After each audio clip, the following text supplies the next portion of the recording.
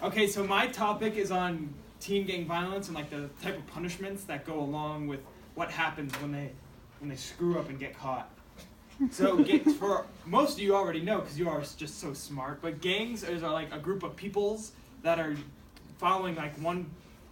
So there's the gang, right? There's the head guys and there's the guy's friends, and it's like a pyramid. It goes down. So the gang is they all follow one person. That person tells them kind of like what to do and what needs to be done. And then the teen aspect of the gang are like people under the age of 18. Those are the people that are getting called like the teens of the gang.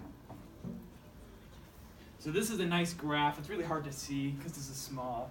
But so this is like the age of gang members, like on average, it's between 1996 and 2011. So you see, like it first starts off at 50% of all the average of all the age of gang members is between half is adult, half is juvenile, so under 18. And it kind of fluctuates throughout the years of, this is like till 2011, so it's not the most recent, but it's the most recent that the National Gang website had. Anyway, so then it kind of fluctuates, never drops below 30%, so it shows that's a pretty big amount of people are in gangs, and they're like still within like high school, because most people, unless you're like really smart, are like in high school by the age of 18, unless you like drop out of high school and sad stuff like that. Anyway, so this is just showing the different things in the graph, different ratios between gang members and all that fun stuff. And that's throughout the United States, not because there's some gangs in like other countries, but that's all for the national, so United States. And so these gangs are committed to like their gang, like the members of the gangs, they are for the gang. Like it's kind of scary because they're just so like and it's like woo. Anyway, so if the gang leader, the people that are in charge of the gang, if they tell you to do something, you do it. Like a lot of gangs have like gang initiation, and so they get like beat up and kicked and spit on and all that fun stuff just to be part of a gang. So like if you're told to do something, you don't second guess, you do it. And so there could be anywhere from going to school and pickpocketing a bunch of kids stealing their wallets out of their backpacks, all the way to drive-bys and murders. Like there's so many different things that the gangs are capable of, and these teens are getting like sucked into it, and they don't know like any better because that's kind of how they were raised, is that they need like protection and whatnot. And so here is this nice video from this nice lady.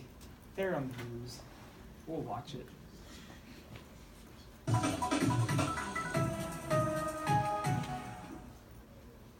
Happening today, one of the teenagers who police say is part of a violent Albuquerque gang will be in court this morning. Action 7 News reporter Sasha Leninger is live at APD headquarters to explain why Sebastian Garcia was wanted by police. Sasha? Good morning to you, Marissa. 16-year-old Sebastian Garcia will go before a judge this morning at the Juvenile Detention Center. He'll learn if he will stay behind bars or if he will be released. Now, according to police reports, officers spotted Garcia Friday in northeast Albuquerque. When they questioned him, Garcia ran and was seen jumping through people's yards. They eventually found him hiding in a shed. Officers arrested him for resisting arrest, along with a bunch of other charges from previous crimes that include aggravated assault, auto theft, and extreme animal cruelty. The Bernalillo County Sheriff's Office says Garcia shot Moose, the Great Dane, while burglarizing a Sandia home about 2 months ago. Now, Garcia has also been implicated by other teens to other high-profile cases in Albuquerque, such as the shooting at the Spaceship House. Now, that 16-year-old will be arraigned at 8:30 this morning. We'll let you know what the judge decides. Live downtown, I'm Sasha Lemon. Yay. All right, so that's just basically like, of course, some of the crimes that he's getting charged for aren't because of the gang exactly, but they're charged like when he shot the Great Dane, the gang people weren't like, go shoot this dog for fun. Like that's pretty screwed up.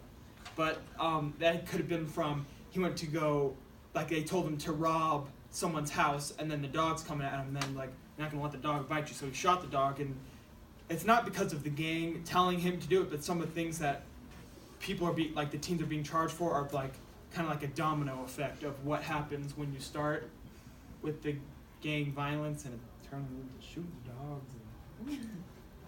All right, that's just a sum up of what happens in the video.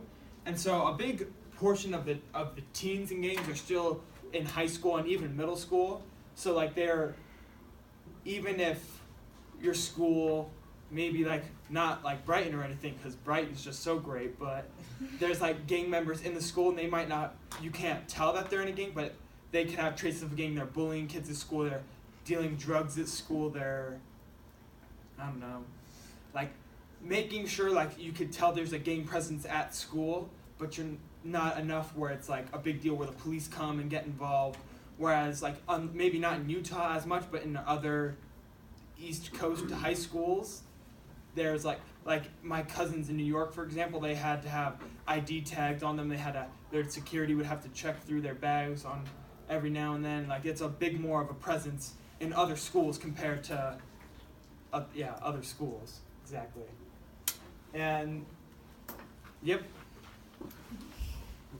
And so my solution is to have a harsher punishment for these teens, because these teens are sometimes in a troubled place and they don't exactly understand what can happen to them if they get caught. So if they get caught bullying a kid, the principal could say, don't bully him, and that's the end of that. But if they get out of high school, they drop out, they graduate, and then they go on to